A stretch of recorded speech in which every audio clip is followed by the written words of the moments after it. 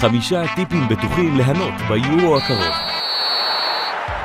קחו נבחרת אהודה עם סיכוי לזכות ולכו איתה עד הסוף.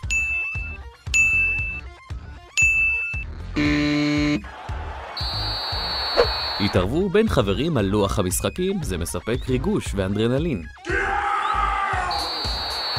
צפו גם במשחקים הפחות סקסיים, הם לפעמים הכי מפתיעים.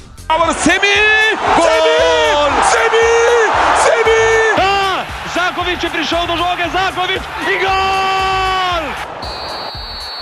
הסבירו לבנות הזוג שזו תקופה חולפת, הם יבינו. כשהן לא יבינו, נסו לשלב אותן בתוך החוויה. קיימו ישיבות מושקעות עם החברים, זה הכי חשוב.